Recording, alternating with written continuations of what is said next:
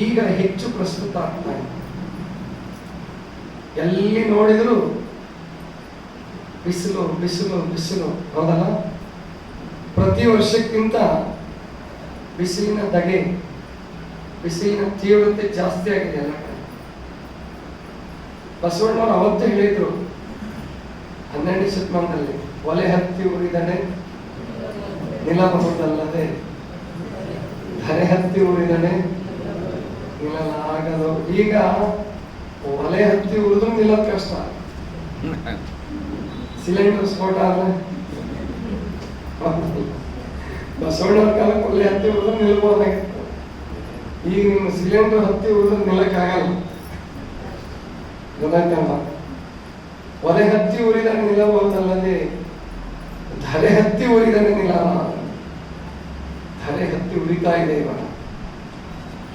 23ನೇ ಇಸ್ವಿಯನ್ನ 2023ನೇ ಇಸ್ವಿಯನ್ನ ವಿಶ್ವ ಆರೋಗ್ಯ ಸಂಸ್ಥೆ ಅತ್ಯಂತ ಬಿಸಿಯ ವರ್ಷ,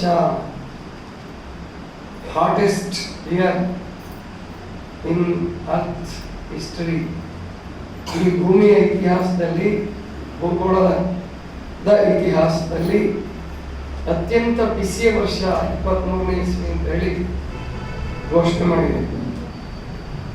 ಅದರ ಪರಿಣಾಮ ಏನೋ 24ರ ಬೇಸಿಗೆ ಉರಿ ಧಗೆ ಜಾಸ್ತಿ ಆಗಿದೆ. ಕಲ್ಪಿಸ್ಕೊಳ್ಳಿ, ರಾಜಸ್ಥಾನಕ್ಕೆ ಕೊಪ್ಪಳನೇ ತಗೊಳ್ಳಿ, ರಾಜಸ್ಥಾನಕ್ಕೆ ಹೋಗೋದು ಬೇಡ. ಕೊಪ್ಪಳದಲ್ಲಿ ಡಿಸೆಂಬರ್ 25ರಿಂದ ಜನವರಿ 1ನೇ ತಾರೀಕಿನೊಳಗಡೆ ಕೊಪ್ಪಳದಲ್ಲಿ ಎಷ್ಟು ಡಿಗ್ರಿ ಹೀಟ್ ಇತ್ತು ಅಂತ ಯಾರಾದ್ರೂ ಒಂದು ಕಲ್ಪನೆ ಇದೆಯಾ? ನೆನಪಿದೆಯಾ?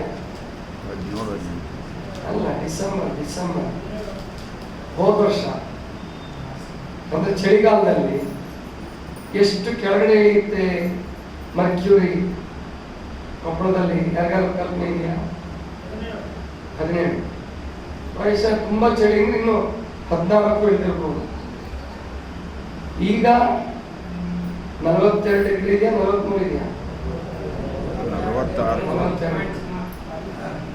ಇನ್ನೊಂದು 15 ದಿವಸ ಮಳೆ ಆಗದೆ ಹೋದ್ರೆ 45ಕ್ಕೆ ಹೋಗುತ್ತೆ. ಈಗ ಕೆಲವು ಕಡೆ ಆಂಧ್ರ ಪ್ರದೇಶದಲ್ಲಂತೂ 47 ತನಕ ಹೋಗಿದೆ, 47 ತನಕ ಹೋಗಿದೆ. ರಾಜಸ್ಥಾನದಲ್ಲಿ 48, 49. ರಾಜಸ್ಥಾನದಲ್ಲಿ ಹೋಗುತ್ತೆ ಬಿಡಿ, ಪ್ರತಿ ವರ್ಷ ಹೋಗುತ್ತೆ. 50 ತನಕ ಹೋಗಿದೆ. 50 ಅಂದ್ರೆ ಎಷ್ಟು ಗೊತ್ತಾ? ಕಲ್ಪನೆ ಇದೆ ನಿಮಗೆ? 50 ಡಿಗ್ರಿ ಸೆಲ್ಸಿಯಸ್ ಉಷ್ಣತೆ ಇದ್ರೆ ಎಷ್ಟು ಬಿಸಿ ಇರುತ್ತೆ ಅಲ್ಲಿ ಅಂತಂದ್ರೆ, ಕುದಿಯೋ ನೀರಿದೆಯಲ್ಲ, ನೀರು ಕುದಿಯಕ್ಕೆ ಶುರುವಾಗೋದು ಎಷ್ಟು ಡಿಗ್ರಿಗೆ ನೋಡಿ. ಆ ಕುದಿಯೋ ನೀರಿನ ಅರ್ಧ ಬಿಸಿ ಇರುತ್ತೆ. ಒಂದು ಸ್ನಾನಕ್ಕಿಂತ ಹೆಚ್ಚು ಬಿಸಿ ನೀರು. ಅಲ್ಲಿ ಕುಡಿಯೋದಕ್ಕೂ ತಣ್ಣೀರು ಸಿಕ್ಕಲ್ಲ. ಮಧ್ಯಾಹ್ನ ಎಲ್ಲಿ ನೀರಿಟ್ಟು ಬಿಸಿನೇ. ಫ್ರಿಜ್ನಲ್ಲಿ ಇಡಬೇಕು, ಇಲ್ಲ ಮಡಿಕೆನಲ್ಲಿ ಮಡಿಕೆ ಒಳಗೆ ಇಟ್ಟು ಶಾಖ ಒಳಗಡೆ ಹೋಗ್ಲಾರ್ದಂಗೆ ಏನಾದ್ರು ಮಾಡಿ ಇಡಬೇಕು. ಅಂದ್ರೆ ಧರೆ ಹತ್ತಿ ಉರಿಯೋದಕ್ಕೆ ಶುರುವಾಗಿದೆ. ಇನ್ನು ಬರ್ತಾ ಮಳೆ ಕಡಿಮೆ ಆಗೋದೇ ಹೊರತು ಹೆಚ್ಚಾಗೋದಲ್ಲ. ಯಾಕೆ ಅಂದ್ರೆ ಪ್ರತಿಯೊಬ್ಬರಿಗೂ ವಾಹನ ಬೇಕು, ಪ್ರತಿಯೊಬ್ಬರಿಗೂ ಸಿಲಿಂಡರ್ ಬೇಕು. ವಿಮಾನ ನಿಲ್ದಾಣ ನೀವು ಕೊಪ್ಪಳದವರು ಕೇಳ್ತಾ ಇದ್ದೀರ, ನನಗೆ ಗೊತ್ತಿಲ್ಲ, ಕೇಳ್ತೇನೆ. ಅಂದ್ರೆ ರಾಯಚೂರು ಆಗಿಲ್ಲ ಅನ್ಸುತ್ತೆ. ರಾಯಚೂರು ವಿಮಾನ ನಿಲ್ದಾಣ ಇದೆಯಾ? ಇಲ್ಲ. ಜಿಂದಾಲ್ ಅವ್ರು ಸ್ವಂತ ಮಾಡ್ಕೊಂಡಿರ್ಬೇಕು, ಅದು ಹೆಲಿಕಾಪ್ಟರ್ಗೋಸ್ಕರ ಅಷ್ಟೇ, ಅಥವಾ ವಿಮಾನ ನಿಲ್ದಾಣ ಮಾಡ್ಕೊಂಡಿಲ್ಲ. ವಿಮಾನ ನಿಲ್ದಾಣ ಹೋದ್ರೆ ಸುಮಾರು ಒಂದು 500ರಿಂದ 1000 ಎಕರೆ ಜಮೀನು. ಅಲ್ಲಿ ಒಂದೇ ಒಂದು ಗಿಡ ಇರೋದಿಲ್ಲ.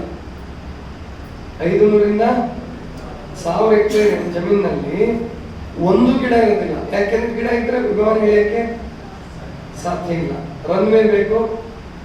ಎಟ್ ಎ ಟೈಮ್ ಒಂದು ವಿಮಾನ ಅಲ್ಲ, 5 ವಿಮಾನ 6 ವಿಮಾನ ರನ್ವೇನಲ್ಲಿ ಓಡಬೇಕು, ಮೇಲೆ ಹಾರಬೇಕು, ಕೆಳಗಡೆ ಇಳಿಬೇಕು. ಅಂದ್ರೆ ಒಂದು ಗಿಡ ಇರಬಾರದು. ಆದ್ರೆ ಆರೋಗ್ಯ ಸೂತ್ರ ಏನ್ ಹೇಳುತ್ತೆ ಅಂದ್ರೆ, ವಿಶ್ವ ಆರೋಗ್ಯ ಸಂಸ್ಥೆನೇ ಹೇಳೋ ಪ್ರಕಾರ ಒಬ್ಬ ಮನುಷ್ಯನಿಗೆ ಚೆನ್ನಾಗಿ ಆನಂದವಾಗಿ ಆಕ್ಸಿಜನ್, ನ್ಯಾಚುರಲ್ ಆಕ್ಸಿಜನ್, ನಿಮ್ಮ ಆಕ್ಸಿಜನ್ ಅಲ್ಲ, ನ್ಯಾಚುರಲ್ ಆಕ್ಸಿಜನ್ ಸಿಗ್ಬೇಕಂದ್ರೆ ಒಬ್ಬ ಮನುಷ್ಯನಿಗೆ 7 ಗಿಡಗಳಿರ್ಬೇಕಂತ. ಒಬ್ಬ ಮನುಷ್ಯನಿಗೆ 7 ಗಿಡಗಳಿರ್ಬೇಕು. ವಿಮಾನ ನಿಲ್ದಾಣ ಮಾಡಿದ್ರೆ ಅಲ್ಲಿ ಬೇಕಾದ್ರೆ 700 ಜನ ಇರ್ತಾರೆ, ಒಂದೇ ಒಂದು ಗಿಡ ಇರ್ತದೆ. ಅಲ್ಲಿ AC ಹಾಕಿರ್ತಾರೆ, ಇಡೀ ನಿಲ್ದಾಣಕ್ಕೆ AC ಹಾಕಿರ್ತಾರೆ. ಅಲ್ಲಿ ಒಳಗಡೆ ನೀವು ಹೋದ್ರೆ, ಟರ್ಮಿನಲ್ ಒಳಗಡೆ ಹೋದ್ರೆ, ಆ ಟರ್ಮಿನಲ್ ಹೋಗ ಮುಂಚೆನೆ ಅಲ್ಲೇನು ಕುತ್ಕೊಂತಿರಲ್ಲ, ಅಲ್ಲೆಲ್ಲ ಚೆಕ್ಕಿನ್ ಆಗಿ ಒಳಗಡೆ ಕೂತ್ಕೊಳ್ಳೋದ್ರಿಂದ ಅಲ್ಲಿಂದ AC ಶುರು ಆದ್ರೆ ವಿಮಾನದಿಂದ ಮತ್ತೆ ಹೊರಗೆ ಬರೋವರೆಗೂ AC ಒಳಗೆ ಕೃತಕವಾಗಿ ಆಕ್ಸಿಜನ್ ಕೊಡಬೇಕು. ಮತ್ತಿನ್ನು ಭೂಮಿ ತಾಪಮಾನ ಹೆಚ್ಚಾಗಲಾರ್ದು ಏನಾಗುತ್ತೆ? ಭೂಮಿ ಹೊತ್ತಿ ಉರಿಯೋದಕ್ಕೆ ನ್ಯಾಚುರಲ್ ಆಗಿ ಪ್ರಕೃತಿ ದತ್ತವಾಗಿ ಹೊತ್ತಿ ಉರಿತಿತ್ತೋ ಇಲ್ವೋ ಭೂಮಿ ಗೊತ್ತಿಲ್ಲ. ಆದ್ರೆ ಮನುಷ್ಯ ಹೊತ್ತಿ ಉರಿಯೋ ಹಾಗೆ ಮಾಡಿದ್ದಾನೆ. ಈಗ ಆಗೋಗ್ಬಿಟ್ಟಿದೆ. ಹಾಗಾದ್ರೆ ನಾವೇನ್ ಮಾಡ್ಬೇಕು? ಅದ್ರ ಬಗ್ಗೆ ನಮ್ಗೆ ಕಾಳಜಿ ಜಾಸ್ತಿ. ಈಗ ಆಗ್ಬಿಟ್ಟಿದೆ, ಬರೀ ಅದನ್ನೇ ಹೇಳ್ತಾ ಕುತ್ಕೊಂಡು ಚಿಂತೆ ಮಾಡೋದ್ರಲ್ಲಿ ಅಥವಾ ಹಿಂಗಾಯ್ತಲ್ಲ ಅನ್ನೋದೆಲ್ಲ ಅರ್ಥ ಇಲ್ಲ. ಈಗ ನಾವು ಗಾಂಧೀಜಿಯವರ ಬುದ್ಧಿವಂತಿಕೆಯನ್ನು ಉಪಯೋಗಿಸ್ಬೇಕು. ಗಾಂಧೀಜಿಯವರ ಜೀವನದಲ್ಲಿ ಒಂದು ಘಟನೆ ನಡೆಯುತ್ತೆ. ಒಂದ್ಸರಿ ದಕ್ಷಿಣ ಆಫ್ರಿಕಾದಲ್ಲಿ ಟ್ರೈನ್ ಹತ್ತಕ್ಕೆ ಅಂತ ಬರ್ತಿರ್ತಾರೆ. ಅವರು ಇನ್ನೇನು ಸಮಯ ಆಗೋಗಿದೆ ಬಹಳ, ಓಡಿ ಓಡಿ ಓಡಿ ಬಂದು ಹತ್ತಾರೆ. ಅವ್ರು ಹತ್ತು ಕೂಡಲೇ ಟ್ರೈನ್ ಬಿಟ್ಬಿಡುತ್ತೆ, ಅಥವಾ ಚಲಿಸ್ತಾ ಇರೋ ಟ್ರೈನೇ ಹತ್ಬಿಡ್ತಾರೆ. ಸ್ವಲ್ಪ ಪ್ರಾರಂಭ ಆಗಿರ್ತೇನೋ ಹತ್ತು ಬಿಡ್ತಾರೆ, ಒಂದು ಚಪ್ಪಲಿ ಕೆಳಗಡೆ ಬಿದ್ದಾಗುತ್ತೆ. ಈ ಘಟನೆ ನೋಡಿರ್ಬೇಕು ನೀವು. ಒಂದು ಚಪ್ಪಲಿ ಕೆಳಗಡೆ ಬಿದ್ದಾಗುತ್ತೆ. ನಮ್ದು ನಿಮ್ದು ಚಪ್ಪಲಿ ಬಿದ್ದಾಗಿದೆ ಅಂತಿದ್ವಿ.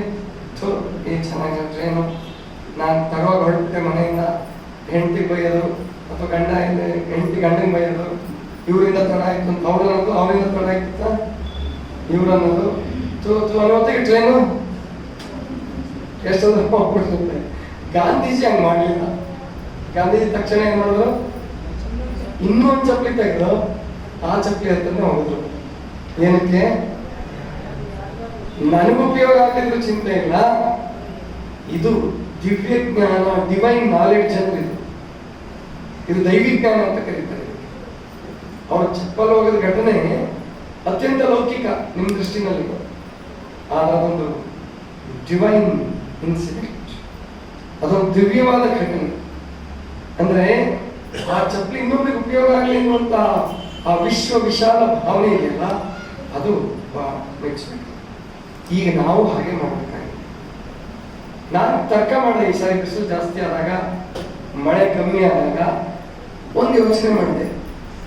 ಏನು ಯೋಚನೆ ಮಾಡಿದೆ ಅಂತಂದ್ರೆ, ಈ ಹಿಂದೆ ಕಾಡಿತ್ತಲ್ಲ, ಇವಾಗ ಸಿಕ್ಕಾಪಟ್ಟೆ ಕಾಡು ಕಡಿಮೆ ಆಗಿದೆ. ಸರಿ, ಕಾಡು ಕಡಿದೀವಿ, ಮನೆ ಕಟ್ಟಿದೀವಿ, ರಸ್ತೆ ಮಾಡಿದೀವಿ, ಬಿಲ್ಡಿಂಗ್ ಮಾಡಿದೀವಿ, ಎಲ್ಲ ಮಾಡಿದೀವಿ. ಕಾಂಕ್ರೀಟ್ ಕಾಡು, ಡಾಂಬರ್ ಕಾಡು ನಿರ್ಮಾಣ ಮಾಡಿದೀವಿ. ಆದ್ರೆ ನೀವೊಂದು 5,000 ವರ್ಷ ಹಿಂದಕ್ಕೆ ಹೋಗಿ, 10,000 ವರ್ಷ ಹಿಂದಕ್ಕೆ ಹೋಗಿ, ಪುರಾಣಗಳ ಮೈಕ್ ಸರಿಪಡಿಸಪ್ಪ, ಬೇಸ್ ಕಮ್ಮಿ ಮಾಡಿ, ಕುನಿ ಅಂತ ನಿಮ್ಮ ರೆಕಾರ್ಡಿಂಗ್ಗೆ ತೊಂದರೆ ಆಗುತ್ತೆ. ಏನು 10,000 ವರ್ಷಗಳ ಹಿಂದಿನ ಪುರಾಣನ ನಾವು ಅಧ್ಯಯನ ಮಾಡಿದ್ರು ಕೂಡ ಬರೀ ಸೌಂಡ್ ಹೆಚ್ಚು ಮಾಡೋದು ಉಪಯೋಗ ಇಲ್ಲ. ಜಾಣತನದಿಂದ ಸೌಂಡ್ ಹೆಚ್ಚು ಮಾಡಿ ಕುನಿ ಅನ್ಬಾರ್ದಂಗೆ. 10,000 ವರ್ಷಗಳ ಹಿಂದಿಂದು ನಾವು ತೆಗೆದುಕೊಂಡ್ರು ಕೂಡ ಅಲ್ಲಿಯೂ ಬರಗಾಲಗಳಿದೆ.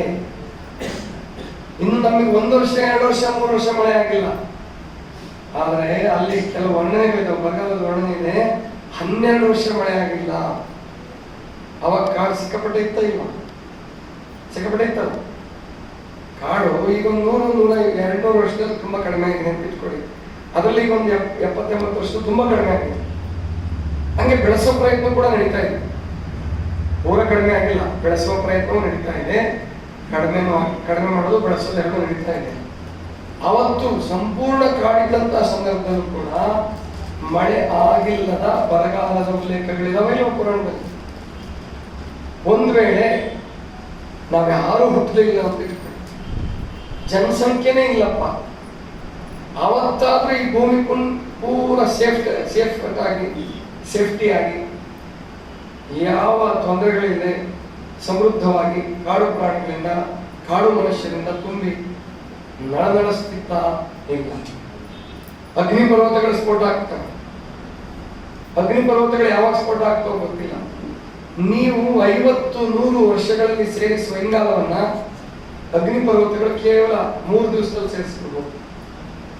ವಾತಾವರಣಕ್ಕೆ ಅಷ್ಟು ಕಾರ್ಬನ್ ಡೈಆಕ್ಸೈಡ್ ಒಳಗಡೆ ಹೇಳಕ್ಕಾಗಲ್ಲ. ಅಂದ್ರೆ ಪ್ರಕೃತಿ ಏನ್ ಮಾಡಿದೆಯೋ, ಪ್ರಕೃತಿ ಈ ಜನ ಏನು ಒಂದು ವಾತಾವರಣ ನಿರ್ಮಾಣ ಆಗಿದೆಯೋ ಇದಕ್ಕೆ ವಿರುದ್ಧವಾಗಿ ನಾವು ಯೋಚನೆ ಮಾಡಿ ಪ್ರಯೋಜನ ಇಲ್ಲ. ಅದಕ್ಕೆ ಇವಾಗ ನಾವೇನ್ ಮಾಡ್ಬೇಕಪ್ಪ ಅಂದ್ರೆ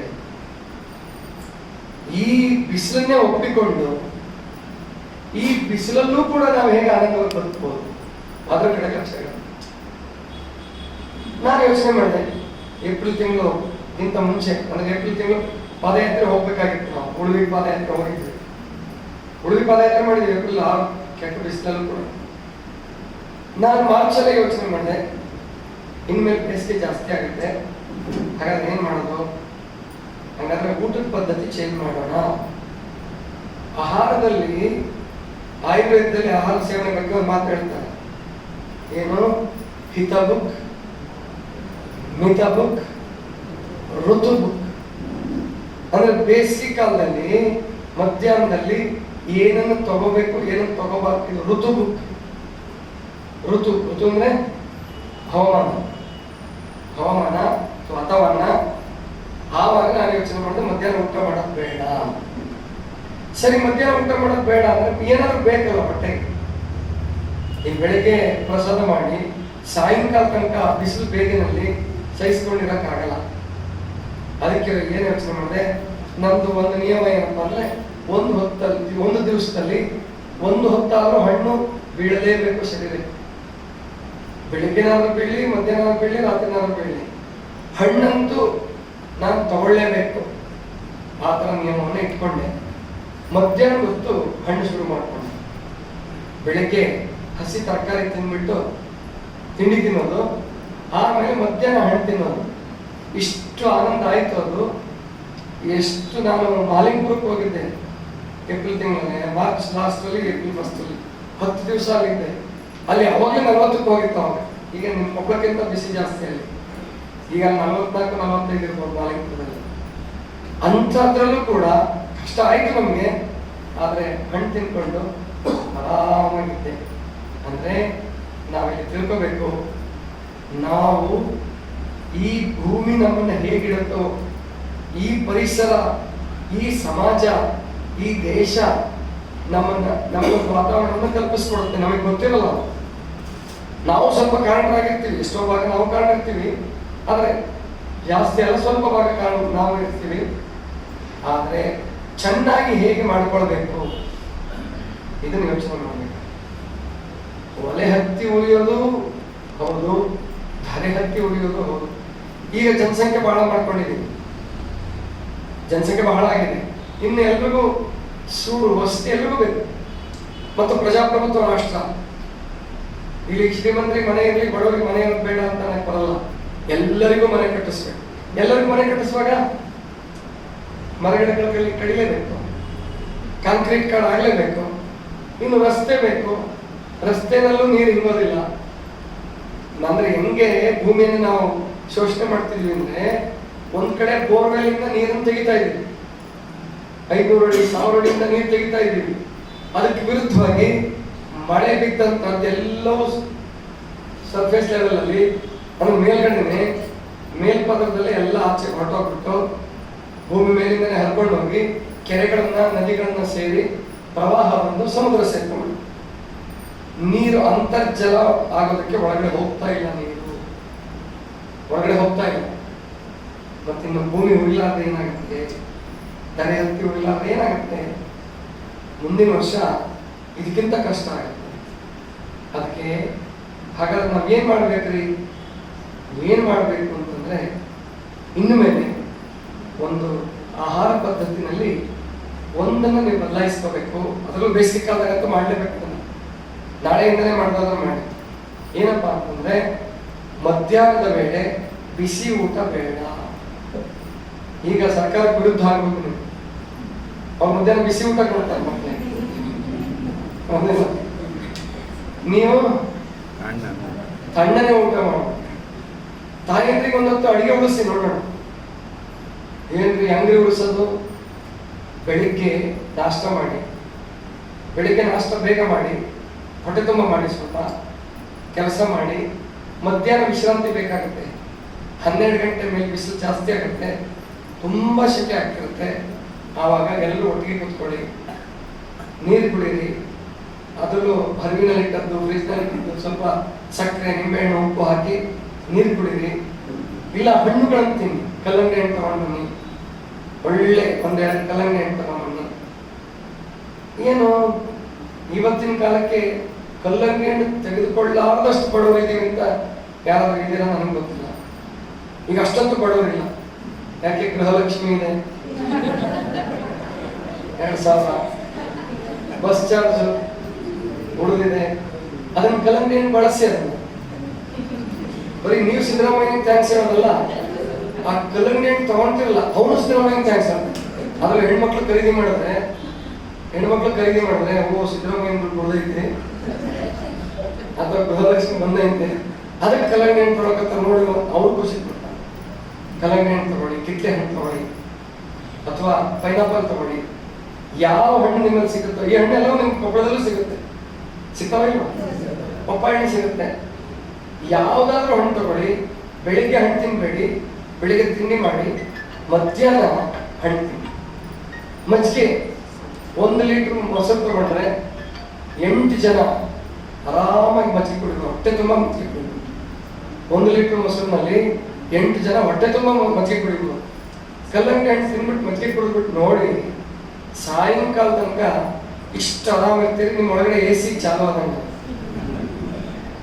ಗೊತ್ತಾಯ್ತಾ? AC ಚಾಲು ಆದಂಗೆ. ಆಮೇಲೆ ಅಷ್ಟೆಲ್ಲ ಬೆಳಿಗ್ಗೆ ತಿಂದಿರ್ತಿರಲ್ಲ, ಅದೆಲ್ಲ ಇಷ್ಟು ಚೆನ್ನಾಗಿ ಜೀರ್ಣ ಆಗಿ ನಿಮಗೆ ಕಷ್ಟ ಕೊಡ್ಲಾರ್ದಾಗ ಆಚೆ ಹೊರಟೋಗ್ಬಿಡುತ್ತೆ. ಈಗ ಬೇಸಿಗೆ ಕಾಲದಲ್ಲಿ ಎಲ್ಲರೂ ಪೈಲ್ಸ್ ಮೂಲ ವ್ಯಾಧಿ ಹೋಗಿ ಕೆಲವು ಮನೆಗೆ ಮೂಲಾದಿ ಆಗೋಗಿ ಈ ತರ ಹಣ್ಣು ತಿಂದ್ರಿ ಅಂತಂದ್ರೆ ನಿಮಗೆ ಈ ತೊಂದರೆಗಳೆಲ್ಲ ಬರುತ್ತೆ. ಇವೆಲ್ಲ ಹೇಳಿದ್ರೆ ಈ ಸ್ವಾಮಿಗಳು ನಮ್ಗೆ ಹೇಳೋದು ಬಿಟ್ಟು, ನಮ್ಮ ಬಸವಣ್ಣವ್ರು ಹಂಗಿದ್ರು, ಪ್ರಭುದೇವ್ರು ಹಿಂಗಿದ್ರು, ಅಕ್ಕಮಾದೇವಿ ಹೆಂಗಿದ್ರು ಹೇಳಲ್ಲ. ಇವರು ಬರೀ ಕಲ್ಲಂಗಡಿ ತಿಂದ್ರಿ, ಕಿತ್ತಳೆ ಹಣ್ಣು ತಿಂದ್ರಿ, ಬಾಳೆಹಣ್ಣು. ನಮ್ಗೇನು ಗೊತ್ತಿಲ್ಲ ಏನು ಮೊದಲ್ವಾ? ನಮ್ಗೇನು ಗೊತ್ತಿಲ್ಲ ನೀವು ತಿನ್ನೋದು. ಇದನ್ನ ಇವರ ಹೇಳಕ್ಕೆ ಪ್ರವಚನಕ್ಕೆ ನಾವು ಇವ್ರನ್ನ ಕಳಿಸ್ಬೇಕಾಗಿತ್ತೆ ಮುಖ್ಯನೇ ಅಂತ ಅನ್ಕೊಂತೀವಿ, ಹೌದಿಲ್ಲ? ಇಲ್ಲ ಅಲ್ಲ, ಕೆಲವರು ಅನ್ಕೊಳ್ಳೋರು ಇದ್ದಾರೆ. ಹಂಗೆ ಅನ್ಕೊಳ್ಳಿ, ಪರವಾಗಿಲ್ಲ. ನಿಮಗೆ ಗೊತ್ತಿದೆ, ಆದ್ರೂ ತಿಂತಾ ಇದ್ದೀರಾ? ನಿಮ್ಮ ಮನೆ ದೇವ್ರ ಮೇಲೆ ಹಣೆ ಮಾಡಿ ಅದಕ್ಕೆ ತಿನ್ನೋದಕ್ಕೆ ಪ್ರಾರಂಭ ಮಾಡಿ. ನಾಳೆ ಪ್ರಯೋಗ ಮಾಡಿ ಎಷ್ಟು ಆನಂದ ಆಗುತ್ತೆ ಅಂದ್ರೆ, ಅವಾಗ ಕೇಳ್ತಾರೆ, ಅಲ್ರಿ ಹಣ್ಣಿಗೆ ರೇಟ್ ಭಾಳ ಆಗ್ತಿರುತ್ತಲ್ರಿ, ಈಗ ಸಿಕ್ಕಾಪಟ್ಟೆ ರೇಟು. ಹೌದು, ನಿಮ್ಮ ಮನೇಲಿ ಹೆಣ್ಮಕ್ಳು ಗಂಡ್ಮಕ್ಳು ಮದುವೆ ಆಗೋದ್ರೆ ಮದುವೆ ಮಾಡೋದು ನಿಲ್ಸಿದ್ದೀರಾ? ಮದುವೆ ಮೇಲೆ ಬಂಗಾರ ತೊಗೊಳೋದು ನಿಲ್ಸಿದ್ದೀರಾ? ಬಂಗಾರದ ರೇಟ್ ಎಷ್ಟಾಗಿದೆ? 74,000 ಆಗಿದೆ. ತೊಲೆ ಖರೀದಿ ಮಾಡಕ್ ಬಿಟ್ಟಿದ್ದೀರಾ? ಇಲ್ಲ. ಹೆಂಗಾರ ಮಾಡಿ ಸಾಲ ಸೋಲ ಮಾಡ್ಯಾದ್ರು ಬಂಗಾರ ತಗೊಂಡು, ಆ ಬಂಗಾರ ಕೂಲ್ ಮಾಡುತ್ತಾ, ಬಂಗಾರ ಕೂಲ್ ಮಾಡುತ್ತಾ, ಹೀಟ್ ಮಾಡುತ್ತಾ? ಯಾಕೆ? ಸಾಲ ಆಗಿರುತ್ತೆ, ಹೀಟನೇ, ಗೊತ್ತಾಯ್ತಲ್ಲ? ಆದ್ರಿಂದ ಬಂಗಾರ ಎಂದೂ ಕೂಲ್ ಅಲ್ಲ. ಅದಕ್ಕೆ ಒಬ್ಬ ಕವಿ, ಒಬ್ಬ ಸುಭಾಷಿತಕಾರ ಬಹಳ ಚೆನ್ನಾಗಿ ಹೇಳ್ತಾನೆ, ಬಹಳ ಅದ್ಭುತವಾಗಿ ಮಾತಾಡ್ತಾನೆ. ಎಷ್ಟು 1000 ವರ್ಷದ ಹಿಂದೆ ಈ ಕಲ್ಪನೆ ಮಾಡಿದ ಗೊತ್ತಿಲ್ಲ.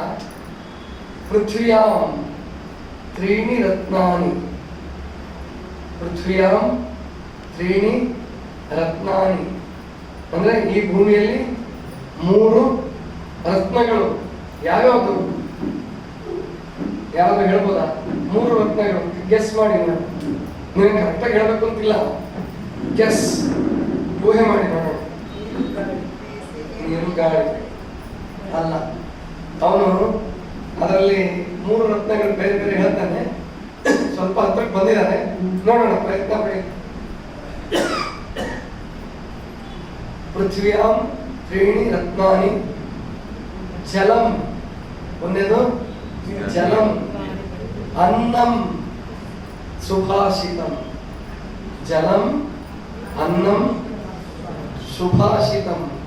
ಮೂರು ರತ್ನಗಳು ಯಾವ್ಯಾವದಪ್ಪ ಅಂದ್ರೆ, ಒಂದನೇದು ನೀರು, ಎರಡನೇದು ಅನ್ನ, ಮೂರನೇದು ಸುಭಾಷಿತ ಅಂದ್ರೆ ಒಳ್ಳೆಯ ಮಾತು. ಸುಭಾಷಿತ ಸಂಸ್ಕೃತ ಮಾತಲ್ಲ, ಒಳ್ಳೆಯ ಮಾತು, ಹಿತವಾದ ಮಾತು, ಪ್ರೀತಿಯ ಮಾತು, ದ್ವೇಷವಿಲ್ಲದ, ಹೊಟ್ಟೆ ಕಿಚ್ಚು ಇಲ್ಲದ, ಅಹಂಕಾರವಿಲ್ಲದ ಮಾತು, ಅದು ಸುಭಾಷಿತ. ಜಲಂ, ಅನ್ನಂ, ಸುಭಾಷಿತ. ಮತ್ತೆ ಅನ್ನ ಅಂದ್ರೆ ಏನು ತಿಳ್ಕೊಂಡಿದ್ವಿ? ನಿಮ್ ಗಂಗಾವತಿ ಅನ್ನ, ಸಿಂಧೂರ್ ಅನ್ನ, ನಿಮ್ ಕೊಪ್ಪಳದ್ದು ಸ್ವಲ್ಪ ಬೆಳಿತಿರ್ಕಾಗುತ್ತೆ, ಸಿಕ್ಕಾಪಟ್ಟೆ ಔಷಧಿ ಮಾಡೋದು, ಸಿಕ್ಕಾಪಟ್ಟೆ ಸುರಿದು ಗೊಬ್ಬರ ಸುರಿದು ಬೆಳಿತಿರಲ್ಲ, ಅದೊಂದೇ ಅನ್ನ ಅಲ್ಲ.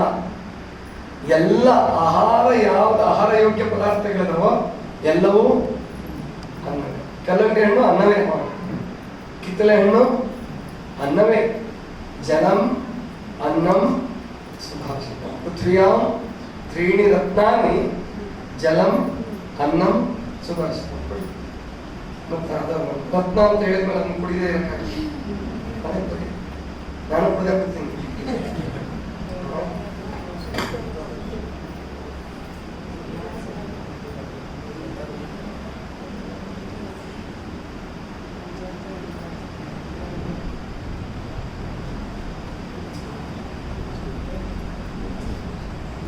ಜಲಂ, ಅನ್ನಂ, ಸುಭಾಷಿತ. ಬೇರೆಯವ್ರು ಕೇಳಿ ಸಭೆಯಲ್ಲಿ, ಯಾಕಂದ್ರೆ ಒಬ್ಬರು ನೀರು ಕುಡಿದ್ಮೇಲೆ ಅವ್ರಿಗೂ ಆಸೆ ಹಾಕ್ಬೋದು.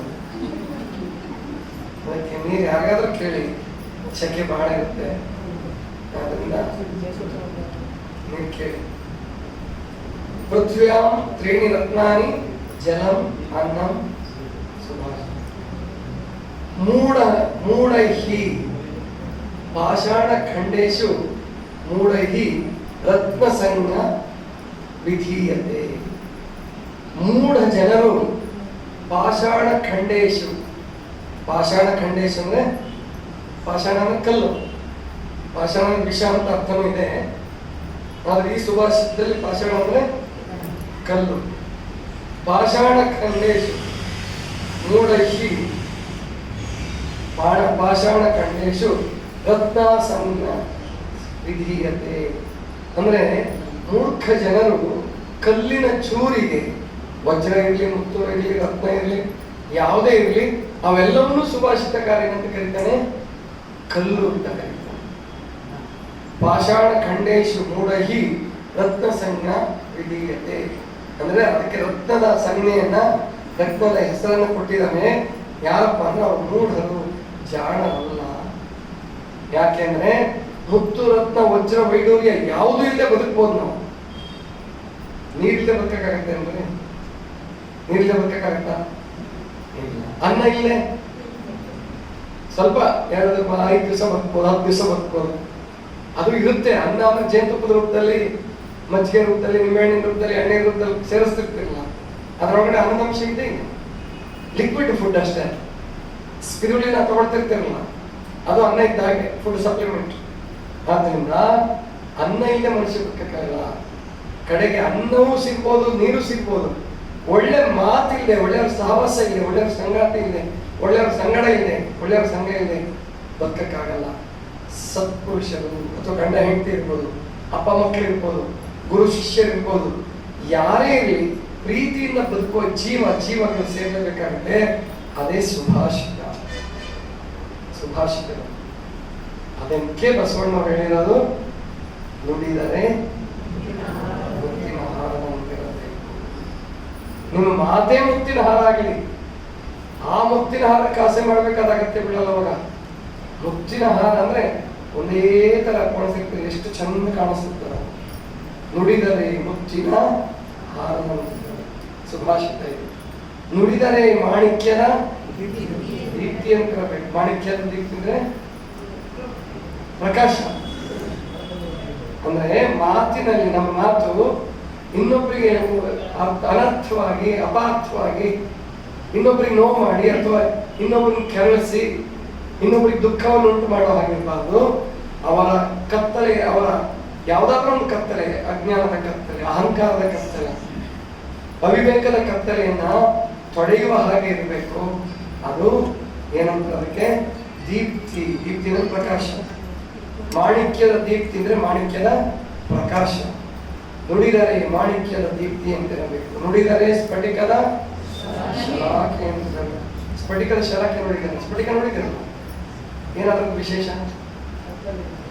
ಅಲ್ಲ, ಕತ್ತಲೆಗೆ ಮಾಣಿಕ್ಯ ಪ್ರಕಾಶಿಸುತ್ತೆ. ಆದ್ರೆ ಸ್ಫಟಿಕದ ವಿಶೇಷ ಏನು ಗೊತ್ತಾ? ಒಳಗೆ ಟ್ರಾನ್ಸ್ಪರೆಂಟ್, ಒಳಗೂ ಕಾಣಿಸ್ತಿರ್ತದೆ, ಹೊರಗೆ ಹೊಳಿತಿರ್ತದೆ, ಒಳಗೆ ಕಾಣಿಸ್ತಿರ್ತದೆ. ಅಲ್ಲಿ ಮುಚ್ಚಿಡೋ ಅಂತದ್ದೇನೂ ಇಲ್ಲ ಸ್ಫಟಿಕದ. ಹಾಗೆ ನಮ್ಮ ಮಾತು, ನಮ್ಮ ಹೃದಯದ ಭಾವನೆಗಳನ್ನ ಸ್ಫಟಿಕದ ರೀತಿಯಲ್ಲಿ ಎತ್ತಿ ತೋರಿಸ್ಬೇಕು, ಸ್ಫಟಿಕದ ರೀತಿಯಲ್ಲಿ ಪ್ರಕಾಶಿಸಬೇಕು, ಹೊರಗೂ ಶುದ್ಧವಾಗಿರಬೇಕು. ಅದು ನುಡಿದರೆ ಸ್ಫಟಿಕದ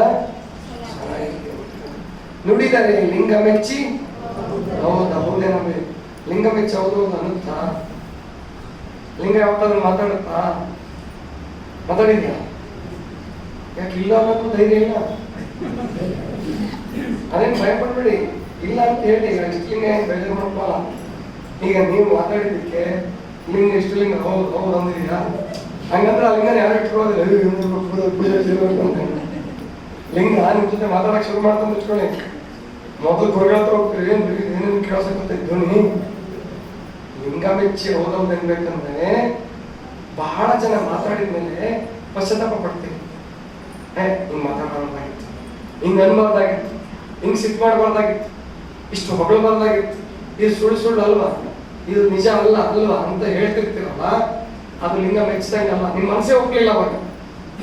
ನಾನು ಹಿಂಗ್ ಮಾತಾಡಬಾರ್ದಾಗಿತ್ತು, ಹಿಂಗ್ ಮಾತಾಡ್ಬೇಕಾಗಿತ್ತು ಅಂದ್ರೆ ಅದು ನಿಮ್ ಮನಸ್ಸಿನಲ್ಲಿರೋ ಮಹಾಲಿಂಗ ಒಪ್ಲಿಲ್ಲ. ಒಂದರ್ಥ. ಇನ್ನೊಂದರ್ಥ, ನಾವು ಮಾತಾಡ್ತಾ ಇದ್ರೆ ಎದುರುಗಡೆ ಇದ್ದಂತಹ ಮಹಾಲಿಂಗಗಳು, ಎದುರುಗಡೆ ಕೂತಂತಹ ಅವರು ಹೌದು ಹೌದು ಅಂತ ಹೇಳ್ಬೇಕು. ಯಾವಾಗ ಮುಗಿಸ್ತಾನಪ್ಪ ಪುಣ್ಯಾತ್ಮ, ಕಿವಿ ಮುಚ್ಕೊಂಡ್ರೆ ಸಾಕು ಅನ್ನೋ ಹಾಗೆ ಕರ್ಕಶವಾಗಿ ಮತ್ತು ಕುತ್ಸಿತವಾಗಿ ಕುಹಕದಿಂದ ಮಾತಿರಬಾರ್ದು. ನುಡಿದರೆ ಲಿಂಗ ಮೆಚ್ಚಿ ಹೌದು ಹೌದು ಎನ್ನಬೇಕು. ಇಷ್ಟೆಲ್ಲ ಚೆನ್ನಾಗಿ ಮಾತಾಡಿ ನುಡಿಯಾಗಿ ನಡೆಯದಿದ್ದರೆ ಕೂಡಲ ಸಂಗಮ ದೇವ ಎಂತ ನೀವು ಬಹಳ ಚೆನ್ನಾಗಿ ಮಾತಾಡಿ ನಾವು ಒಳಗಡೆ ಚೆನ್ನಾಗಿ ಬದುಕಲಿಲ್ಲ ಅಂತಂದ್ರೆ, ಈಗ ಚುನಾವಣೆ ಕತ್ಲ ನೋಡ್ತಾ ಇದ್ದೇವೆ, ಬಹಳ ಚೆನ್ನಾಗಿ ಮಾತಾಡ್ತಿದಾರಲ್ಲ, ಅವ್ರ ಮಾತು ಕೇಳಿಸಿದಾಗ ಅವ್ರದ್ದೇ ಹೌದು ಅನಿಸ್ಬಿಡುತ್ತೆ, ಇವ್ರ ಮಾತು ಕೇಳಿದಾಗ ಇವ್ರದ್ದೇ ಹೌದು ಅನಿಸ್ಬಿಡುತ್ತೆ. ಹಾಗಾದ್ರೆ ಯಾರ್ದು ಹೌದು? ಅದಕ್ಕೆ ವಿವೇಕ ಬಳಸ್ಬೇಕು. ಅವಾಗ ಅದಕ್ಕೆ ವಿವೇಕವನ್ನು ಬಳಸಬೇಕು, ಬುದ್ಧಿಯನ್ನು ಬಳಸಬೇಕು. ಅಂದ್ರೆ ಅವರು ಚೆನ್ನಾಗಿ ಮಾತಾಡ್ತಾರೆ, ಆದ್ರೆ ಚೆನ್ನಾಗಿ ನಡ್ಕೊಂಡಿದ್ದಿದ್ರೆ, ಚೆನ್ನಾಗಿ ಮಾತಾಡುವಂತೆ ಚೆನ್ನಾಗಿ ನಡ್ಕೊಂಡ್ಬಿಟ್ಟಿದ್ರೆ ಇವತ್ತು ನಮ್ಮ ದೇಶ ಸ್ವರ್ಗ ಆಗ್ತಿತ್ತು ಅನ್ನೋದಕ್ಕೆ ಸಾಕ್ಷಿ ಲಾಕ್ಡೌನ್ ಅಲ್ಲಿ ಆದಂತ ವಾತಾವರಣದ ಬದಲಾವಣೆ.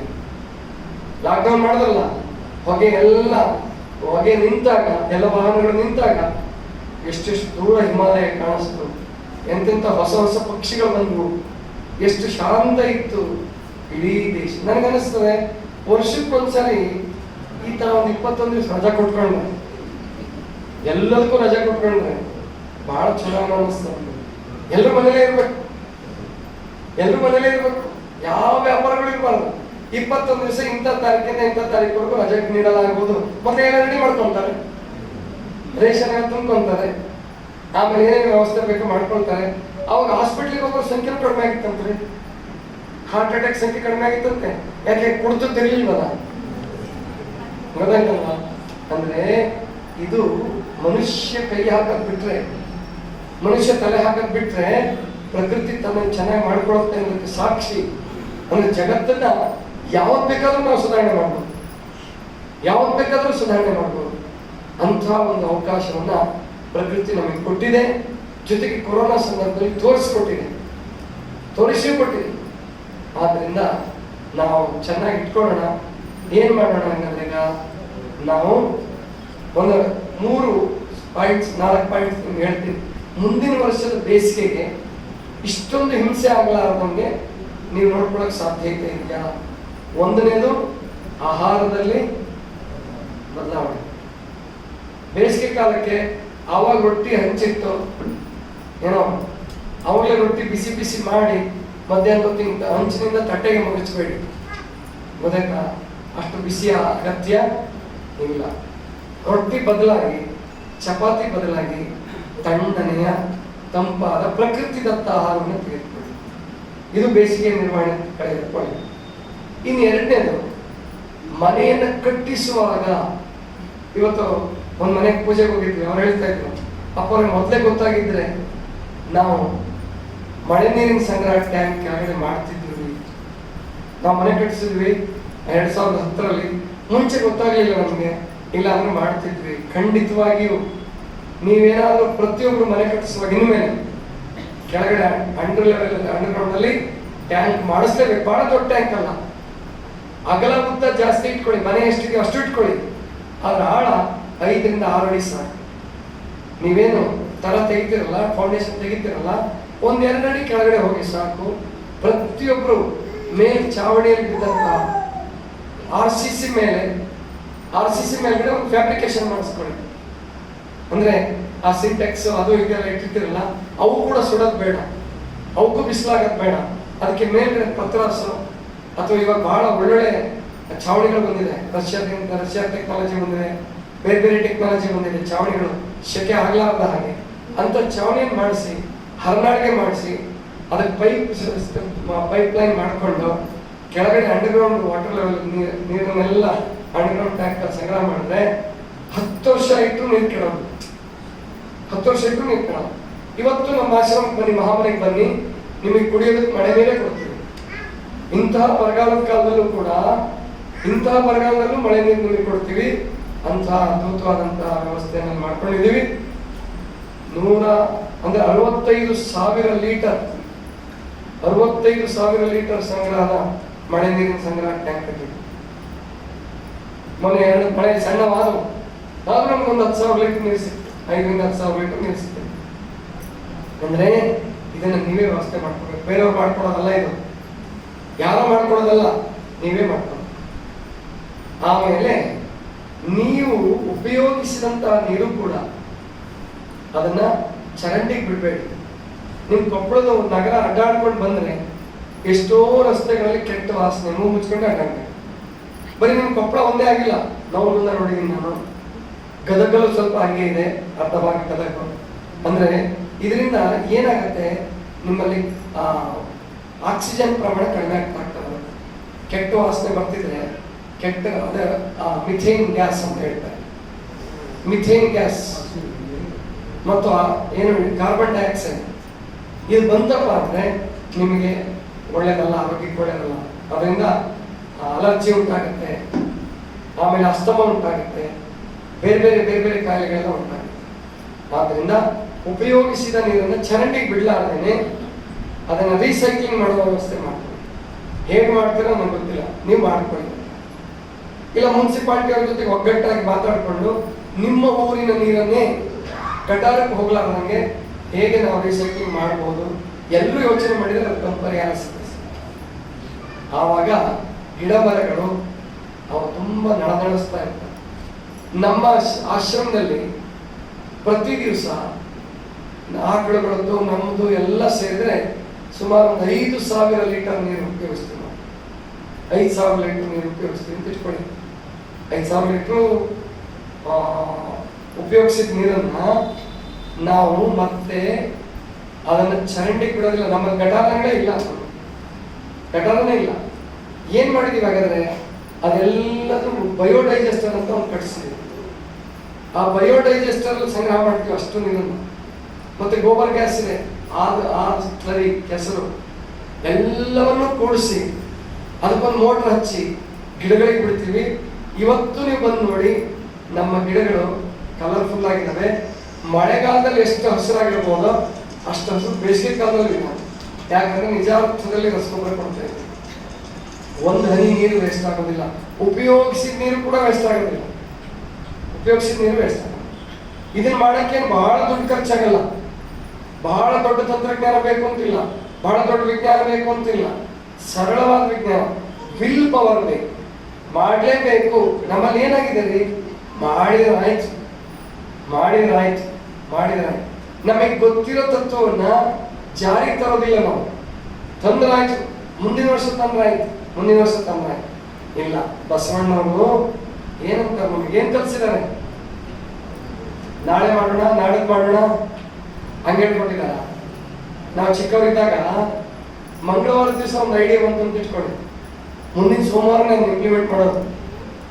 ಅರ್ಥ ಆಯ್ತಾ? ಇವತ್ತು ಮಂಗಳವಾರ ಒಂದು ಐಡಿಯಾ ಬಂತಂದ್ರೆ ಸೋಮವಾರ ತನಕ ಕಾಯೋದು ಅಂತ ಸೋಮಾರಿಗಳಾಗಿದ್ವಿ ನಾವು. ಆದ್ರೆ ಇವಾಗ ಹಂಗಿಲ್ಲ. ಅಧ್ಯಾತ್ಮ ಜೀವನಕ್ಕೆ ಬಂದ್ಮೇಲೆ, ಈ ಜೀವನದ ಕಷ್ಟ ತಿಳ್ಕೊಂಡ್ಮೇಲೆ, ಬಸವಣ್ಣ ವಚನಗಳನ್ನು ಓದಿದ್ಮೇಲೆ ನಮಗೆ ಗೊತ್ತಾಗಿದೆ, ನಾಳೆ ಬಪ್ಪುದು ಅದನ್ನೇ ಬಪ್ಪುದು ಇರೋದನ್ನ ನಾಳೆ ಮಾಡುವುದನ್ನ ಹಿಂದೆ ಮಾಡೋಣ, ಹಿಂದೆ ಮಾಡುವುದನ್ನ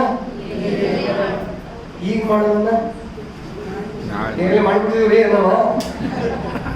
ನನಗೆ ಬರಲ್ಲ, ಗೊತ್ತಾಯ್ತಲ್ವಾ? ಮಾಡ್ಬೇಕು.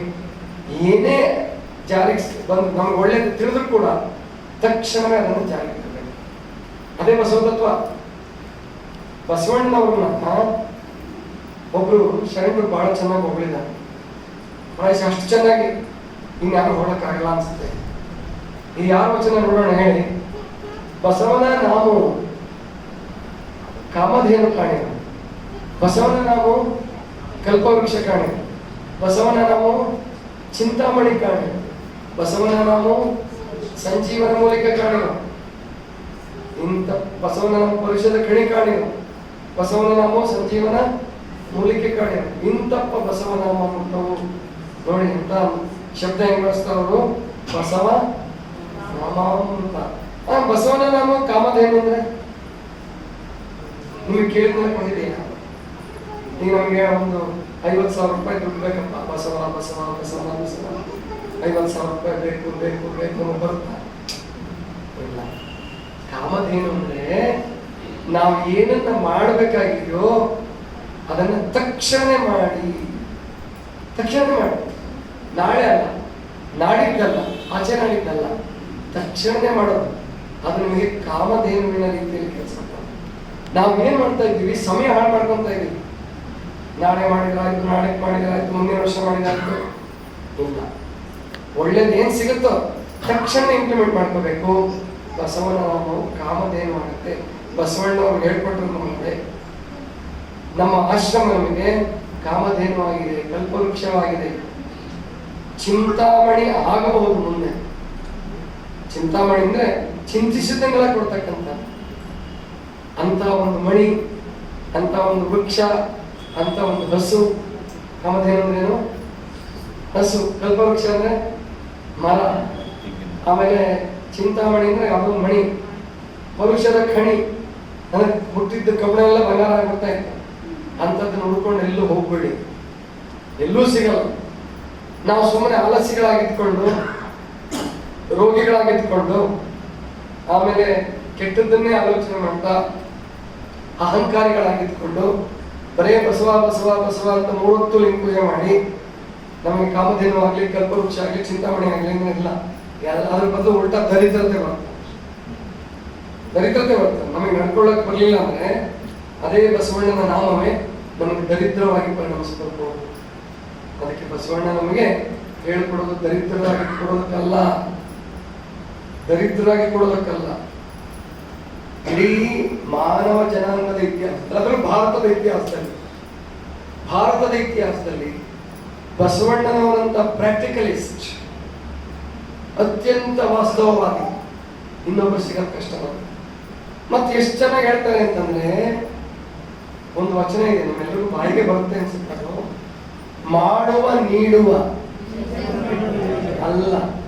ನಿಮಗೆ ಗೊತ್ತಿರೋದು ನಾನು ಹೇಳಲ್ಲ. ನೋಡೋಣ, ಆ ವಚನ ಅಲ್ಲಪ್ಪ. ಮಾಡುವ ನೀಡುವ ಅಲ್ಲ, ಅದಲ್ಲ ಅಂತ ಹೇಳ್ತೀನಿ. ಅದು ಅಲ್ಲ. ಮಾಡುವ ನೀಡುವ ಭಕ್ತನ ಕಂಡಡೆ ನಿಧಿ ನಿಧಾನವ ಕಂಡಂತಾಯಿತು. ಪಾದೋದಕ ಪ್ರಸಾದ ಜೀವಿಯ ಕಂಡಡೆ ಹೋದ ಪ್ರಾಣ ಮರಳಿದಂತಾಯಿತು. ಅನ್ಯರ ಮನೆಗೆ ಹೋಗಿ ತನ್ನ ಉದರವ ಹೊರೆಯದ ಅಚ್ಚ ಶರಣರ ಕಂಡರೆ ನಿಶ್ಚಯವಾಗಿ ಕೂಡಲ ಸಂಗತಿಯನ್ನು. ಇದು ನಮಗೆ ಬಸವಣ್ಣ ಕಲಿಸೋ ತಪಸ್ಸು.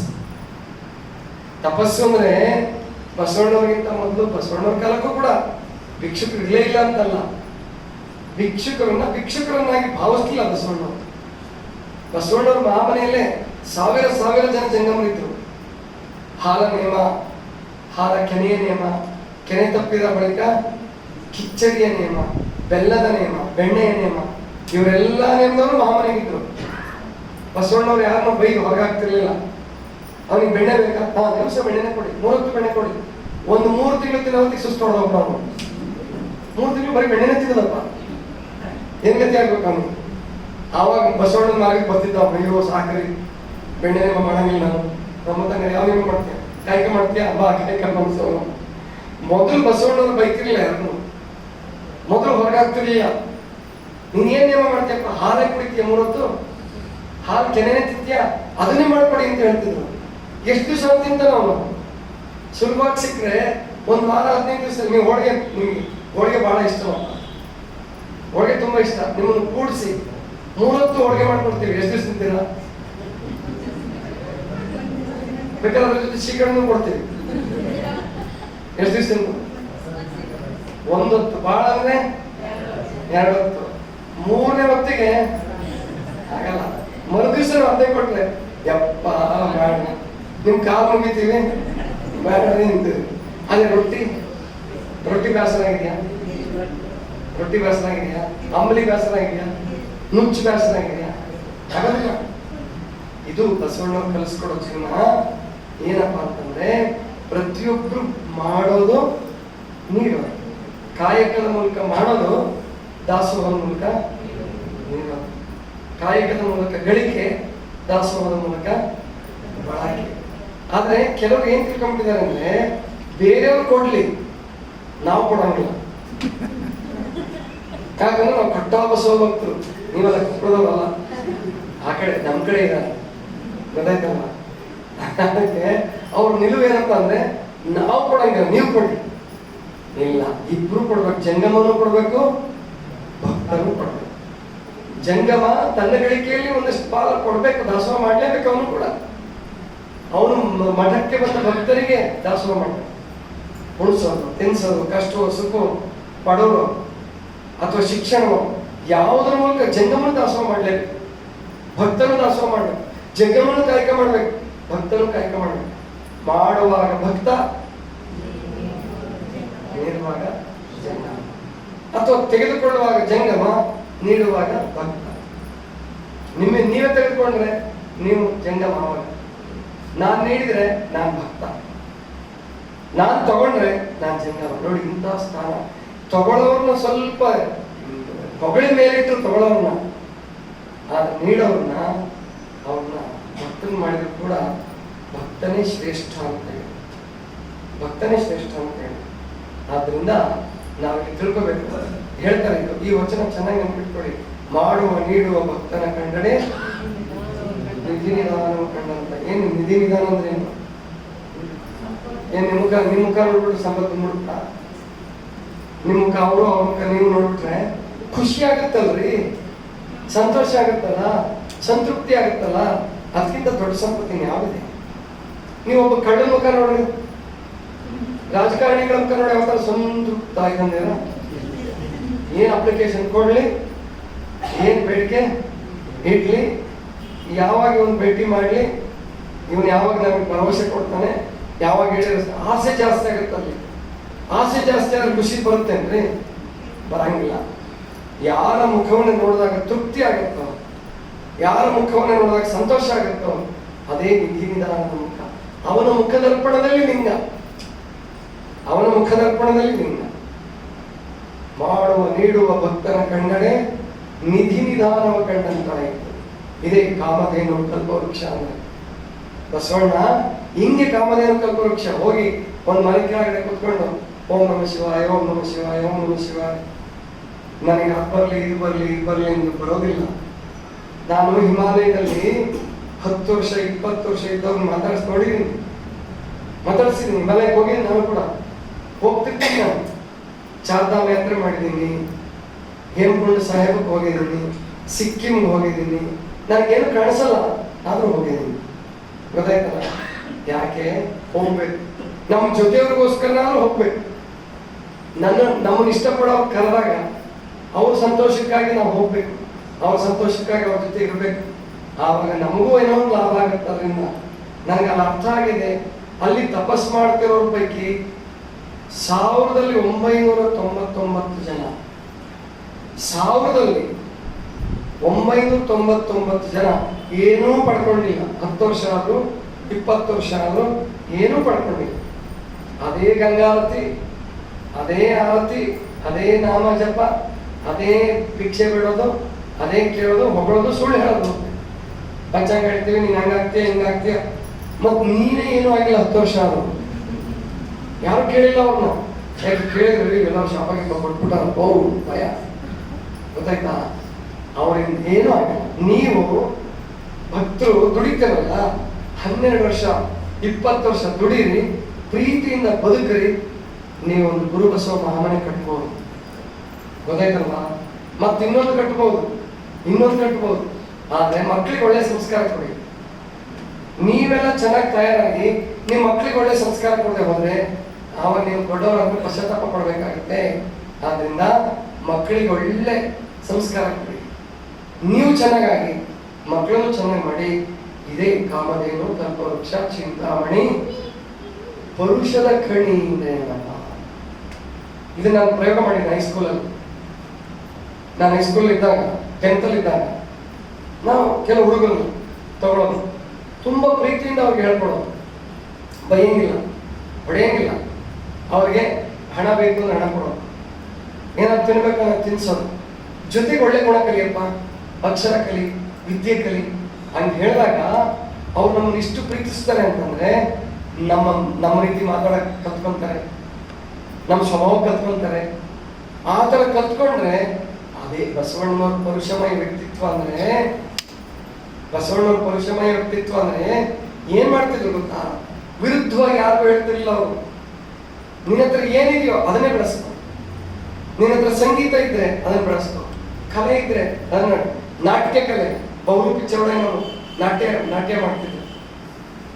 ಕಲಕೇತ ಬ್ರಹ್ಮಯ್ಯ ಅವರೊಂದು ಆಟ ಆಡ್ತಿದ್ರು. ಬಹುರೂಪಿ ಚೌಡಯ್ಯ, ಗಟ್ಟಿವಾಳಯ್ಯ ಇವರೆಲ್ಲ ಕಲಾವಿದರು. ಕಿನ್ನರಿ ಬೊಮ್ಮಯ್ಯ ಕಿನ್ನರಿ ನುಡಿಸ್ತಿದ್ದ. ಅವ್ರಿಗೆ ಅದನ್ನೇ ಮಾಡಿ ನಿಂತಿದ್ದಾರೆ.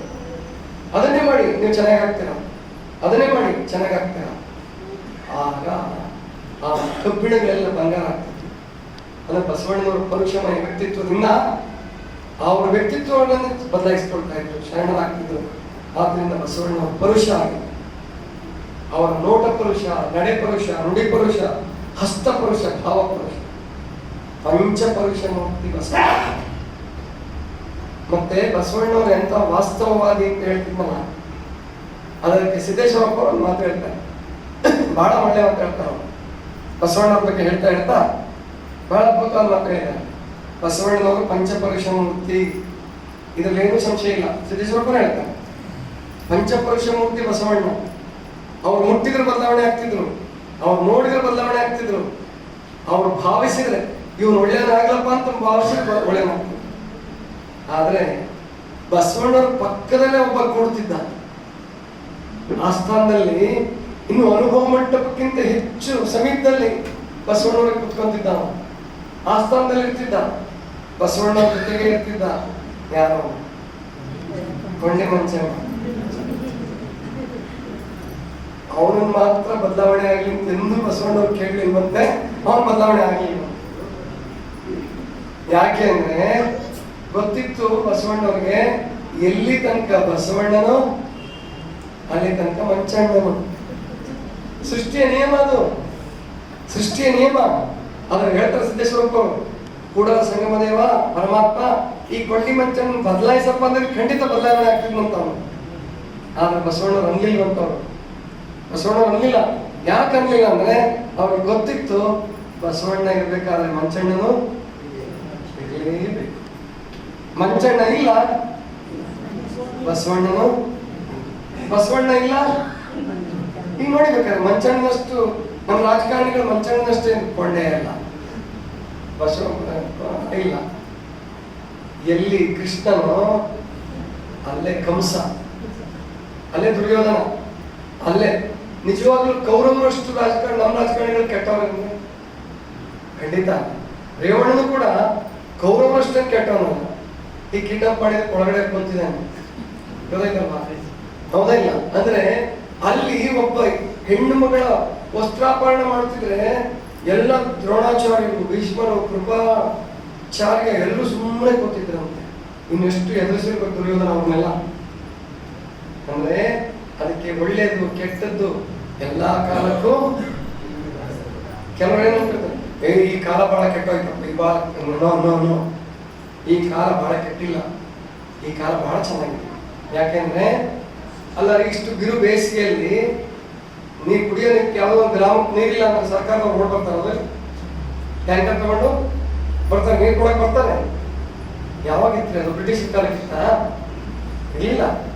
ನೋಡಿ ನಮ್ಮ ಸರ್ಕಾರಗಳು ಎಷ್ಟು ಒಳ್ಳೆ, ಯಾವುದೇ ಪಕ್ಷ ಇರಲಿ, ಯಾವುದೇ ಪಕ್ಷ ಇರಲಿ, ಯಾವುದೇ ಸರ್ಕಾರ ಇರಲಿ, ಇವತ್ತು ಜನರ ಕಷ್ಟಕ್ಕೆ ಸ್ಪಂದಿಸಲೇಬೇಕು. ಸ್ಪಂದಿಸದೆ ಹೋದ್ರೆ ಬಿಡೋದಿಲ್ಲ. 5 ವರ್ಷಕ್ಕೆ ಚುನಾವಣೆ, ಎಲೆಕ್ಷನ್ ಬರುತ್ತೆ.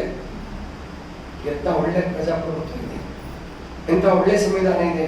ಇದೆಲ್ಲ ಬಸವಣ್ಣನವರ ಕನಸು, ಬಸವಣ್ಣನವರ ಕನಸು. ಅದೇನಲ್ವಾ? ಏನ್ ಬಸವಣ್ಣನವರ ಕನಸು? ಎಲ್ಲರಿಗೂ ಸಿಗ್ಬೇಕು, ಎಲ್ಲರೂ ಚೆನ್ನಾಗಿ ಬದುಕ್ಬೇಕು. ಬರೀ ನಾವಷ್ಟೇ ಅಲ್ಲ, ಬರೀ ಆಳುವವರು ಅಷ್ಟೇ ಚೆನ್ನಾಗಿರೋದಲ್ಲ, ಎಲ್ಲರೂ ಚೆನ್ನಾಗಿರ್ಬೇಕು.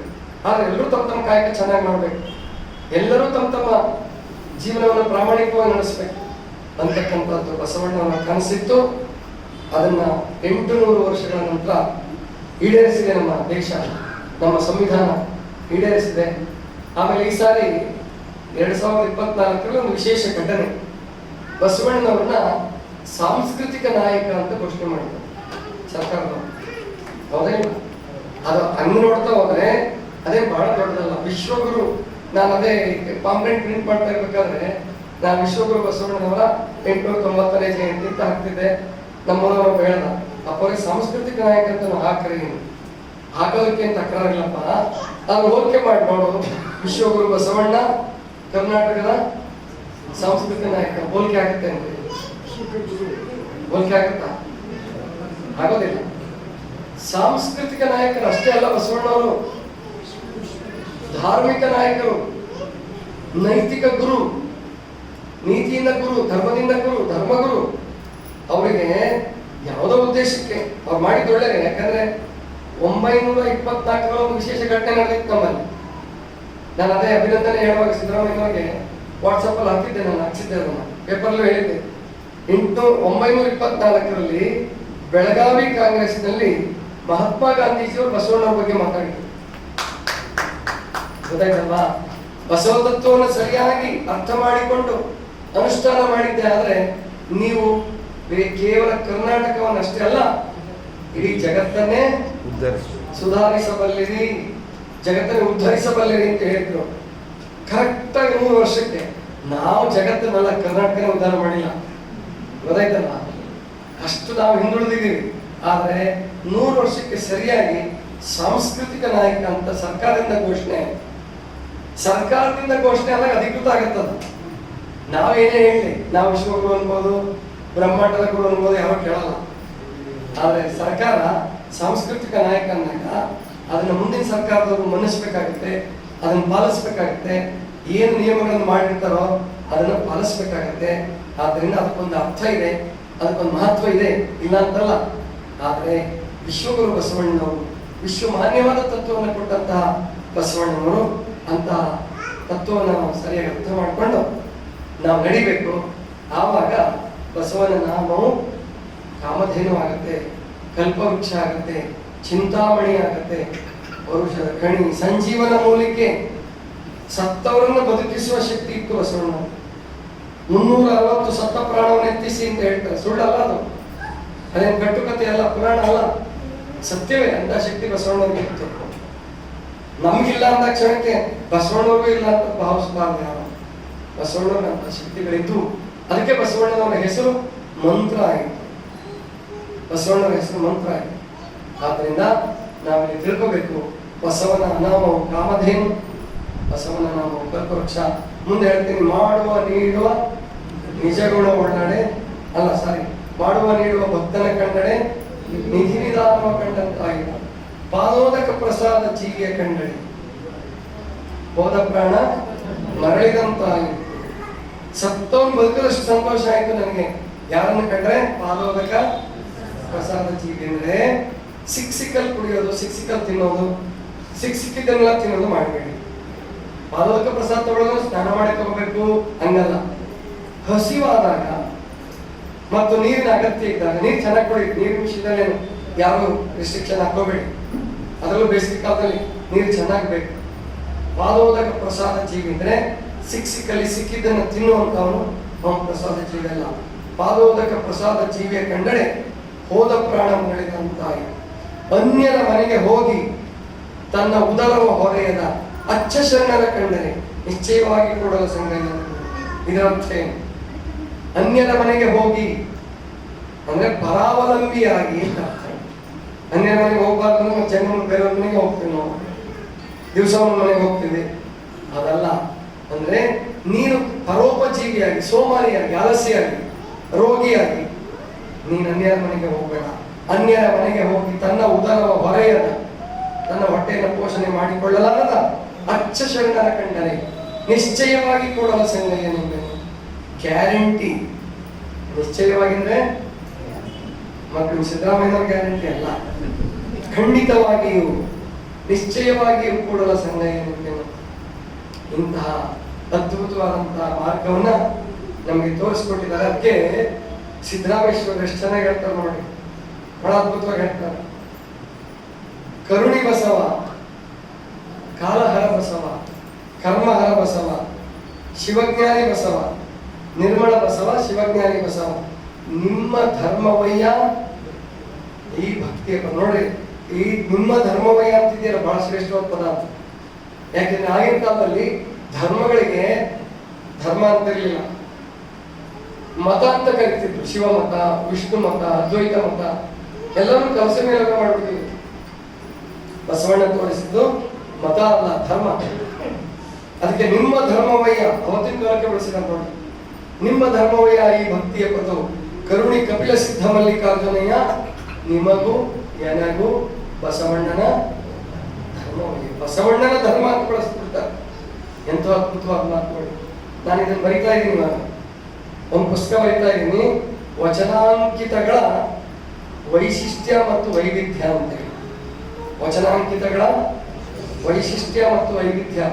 ಇಡೀ ಜಗತ್ತಿನಲ್ಲಿ ತಮ್ಮ ಪದ್ಯಗಳಿಗೆ ಅಥವಾ ವಚನಗಳಿಗೆ ಅಂಕಿತಗಳನ್ನು ಇಟ್ಟುಕೊಳ್ಬೇಕು ಅಂತ ಕಂಡು ಹಿಡಿದಂತ ಪ್ರಪ್ರಥಮ ಶಿಲ್ಪಿಗಳು, ಸಾಹಿತ್ಯ ಶಿಲ್ಪಿಗಳು, ಪ್ರವಾದಿಗಳು ಅಂದ್ರೆ ಬಸವಾದಿ ಪ್ರಾಂತ. ಅಲ್ಲಿವರೆಗೆ ಯಾರೂ ಅಂಕಿತಗಳನ್ನ ಇಟ್ಕೊಂಡಿಲ್ಲ, ಆಮೇಲೆ ಇಟ್ಕೊಂಡಿದ್ದಾರೆ. ಸಂತರು, ಹಿಂದಿ ಸಂತರು, ಮರಾಠಿ ಸಂತರು, ದಾಸರು ಅವರೆಲ್ಲ ಆಮೇಲೆ ಇಟ್ಕೊಂಡಿದ್ದಾರೆ. ಆದರೆ ಅಂಕಿತಗಳನ್ನು ಇಟ್ಕೊಳ್ಳೋ ಪದ್ಧತಿ ಬಸವಣ್ಣವರವರೆಗೆ ಯಾರೂ ಮಾಡಿರಲಿಲ್ಲ.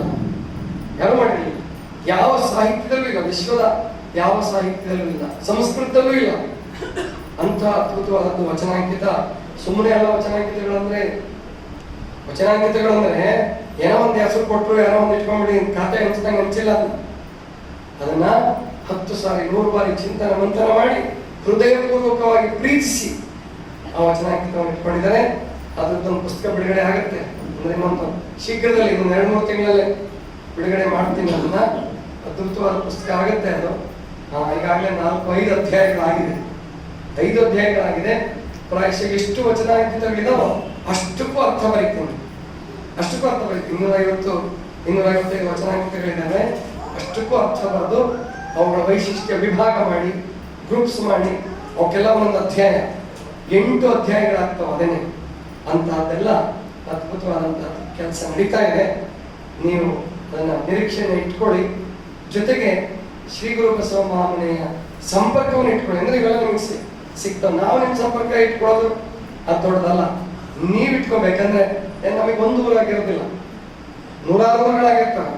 ಅವ್ರ ಜೊತೆ ಎಲ್ಲ ಸಂಪರ್ಕ ಇಟ್ಕೊಳ್ಳುವಾಗ ನಿಮ್ದೆಲ್ಲ ಸ್ವಲ್ಪ ಕಡಿಮೆ ಆಗ್ಬೋದು. ನೀವು ಬರೋದು ಹೋಗೋದು ಇಟ್ಕೊಂಡ್ರೆ ಪ್ರತಿ ತಿಂಗಳು ಶಿವಾನುಭವ ಕಾರ್ಯಕ್ರಮ ಇರುತ್ತೆ. ಅಮಾವಾಸ್ಯೆಗೆ ಬನ್ನಿ. ಈಗ 3 ದಿವಸ ಬಸವ ಜಯಂತಿ ಇಟ್ಕೊಂಡಿದ್ದೀವಿ. ಆ ಕಾರ್ಯಕ್ರಮಕ್ಕೆ ಬನ್ನಿ. ಬಸವ ತತ್ವ ಮತ್ತು ಪರಿಸರ ಪ್ರಜ್ಞೆ ಅಂತ ಇಟ್ಕೊಂಡಿದ್ದೀವಿ. ನಿಮ್ಗೆ ಯಾರ್ಯಾರಿಗೆ ಬೇಕಾದ್ರೂ ಇನ್ವಿಟೇಷನ್ ರಾಜು ಅವ್ರ ಹತ್ರ ಇದೆ, ರಾಜೇಶ್ ಶಶಿಮಠ ಹತ್ರ, ಅವ್ರ ಹತ್ರ ವಾಟ್ಸಪ್ಪಲ್ಲಿ ತರಿಸ್ಕೊಳ್ಳಿ, ಓದಿ. ಇನ್ವಿಟೇಷನ್ ಒಂದು ವಿಶೇಷವಾಗಿದೆ. ಹಿಂದೆ ಉಳುವಿಯಿಂದ ಬಸವ ಕಲ್ಯಾಣದವರೆಗೂ ಪಾದಯಾತ್ರೆ ಮಾಡಿದ್ರು. ಒಬ್ಬರು ಕೊಪ್ಪಳದವ್ರು ಫೋನ್ ಮಾಡಿ ಅದ್ರ ಬಗ್ಗೆ ಗಮನ ಕೊಡ್ಲಿಲ್ಲ. ಅದೇ ನಿಮ್ಮ ದೊಡ್ಡತನ ಗೊತ್ತಾಯ್ತಲ್ಲ, ಅರ್ಥ ಆಯ್ತಾ? ಅದಕ್ಕೆ ನಾನು ರಾಜೇಶ್ ಫೋನ್ ಮಾಡಿದೆ ಬಂದ್ಮೇಲೆ, ರಾಜೇಶ್ ನನ್ಗೊಂದು ಡೌಟ್ ಶುರು ಆಗಿದೆ. ಏನ್ರಿ ನೀವು ಬಸ್ಸು ಹೋಗ್ತಾರೋ ಅಥವಾ ನಾವು ಬಸ್ಸು ಹೋಗ್ತಾರೋ ಡೌಟ್ ಶುರು ಆಗಿದೆ ಗೊತ್ತಾಯ್ತಲ್ಲ. ಅಂದ್ರೆ ಅದಕ್ಕೆ ಇಂಥವೆಲ್ಲ ಗಮನಿಸ್ಬೇಕು, ಸಂತೋಷ ವ್ಯಕ್ತಪಡಿಸ್ಬೇಕು. ಅಂದ್ರೆ ನಿಮಗೆ ಪ್ರೋತ್ಸಾಹ ಸಿಗುತ್ತೆ ಕೆಲಸ ಮಾಡೋರಿಗೆ. ಆದ್ರಿಂದ ಅದನ್ನ ನಿರಂತರವಾಗಿ ಮಾಡಿ. ಜೊತೆಗೆ ಬಸವಣ್ಣವ್ರ ಜನ್ಮದಿನದ ಬಗ್ಗೆ, ಜನ್ಮ ಹಿಸ್ಟ್ರಿಯ ಬಗ್ಗೆ ಒಂದು ಕನ್ಫಾರ್ಮಿಟಿ, ಒಂದು ದೃಢತೆ ಬರ್ಬೇಕು ಎಲ್ರಿಗೂ. ಮನಸ್ಸಿಗೆ ಬಂದಂಗೆ ಹೇಳ್ಬಾರ್ದು. ಅದಕ್ಕೆ ಆ ದೃಢತೆಯನ್ನು ಸಾಧಿಸ್ಕೊಳ್ಳೋಕೆ ಎಲ್ಲರೂ ಪ್ರಯತ್ನ ಮಾಡಿ. ನಾನು ಎಲ್ಲ ಕಡೆ ಮಾತಾಡ್ತಾ ಇದ್ದೀನಿ. 1134 ಮಾತಾಜಿಯವರು ಸಂವತ್ಸರಗಳನ್ನು ಲೆಕ್ಕ ಹಾಕಿ ಮತ್ತು ಅದನ್ನ ಕ್ರಿಸ್ತ ಶಕಕ್ಕೆ ಹೊಂದಿಸಿ ಆ ಘಟನೆಗಳ ಆಧಾರವಾಗಿ ಅದನ್ನು ಲೆಕ್ಕ ಹಾಕಿ ಸರಿಯಾಗಿ ನಿರ್ಣಯ ಮಾಡಿದ್ದಾರೆ. ಕಲಬುರಗಿಯವರು ಅದನ್ನು ಒಪ್ಕೊಂಡಿದ್ದಾರೆ. 1134ರಿಂದ 96ರವರೆಗೆ 1196ರವರೆಗೆ ಬಸವಣ್ಣವರು ಬರ್ತಿದ್ದು 62 ವರ್ಷಗಳ ಕಾಲ ಹೇಳಿ ಅದನ್ನೆಲ್ಲರೂ ಒಪ್ಕೊಂಡಿದ್ದಾರೆ. ಅದನ್ನು ಕೂಡ ಆ ಪುಸ್ತಕದಲ್ಲಿ ಪ್ರಸ್ತಾಪ ಮಾಡಿದ್ದೀನಿ. ಅದ್ರ ಬಗ್ಗೆ ಮುಂದೆ ನಿರೀಕ್ಷೆ ಮಾಡಿ ಆ ಪುಸ್ತಕವನ್ನು ಅಂತ ಹೇಳ್ತಾ, ಅದ್ರ ಬಗ್ಗೆನೂ ಬಸವ ಜಯಂತಿ, ಯಾಕಂದ್ರೆ 900ನೇ ಬಸವ ಜಯಂತಿ ಬಂದಾಗ ನಾವೆಲ್ಲರೂ ಒಂದೇ ಮಾತಾಡ್ಬೇಕು, ಎಲ್ಲರೂ ಒಗ್ಗಟ್ಟಾಗಿರ್ಬೇಕು, ಎಲ್ಲರೂ ಒಂದೇ ತರ ಹೇಳ್ಬೇಕು. 3-4 ತರ ಹೇಳಕ್ ಹೋದ್ರೆ ಅವಾಗ ಸರ್ಕಾರದವ್ರು ನಿಮ್ಗೆ ಬೆಲೆ ಕೊಡಲ್ಲ. ಯಾವ್ದನ್ನ ಆಚರಣೆ ಮಾಡ್ಬೇಕು ಅವರು. ಆದ್ರಿಂದ ಅದರಲ್ಲಿ ಒಂದು ದೃಢತೆಯನ್ನು ಸಾಧಿಸಬೇಕಾಗಿದೆ. ಅದನ್ನು ಮಾಡಿ ಅಂತ ತಿಳ್ಕೊಂಡು ಹೇಳ್ತಾ, ಪ್ರಶ್ನೆಗಳ ಕೇಳೋ ಸಮಯ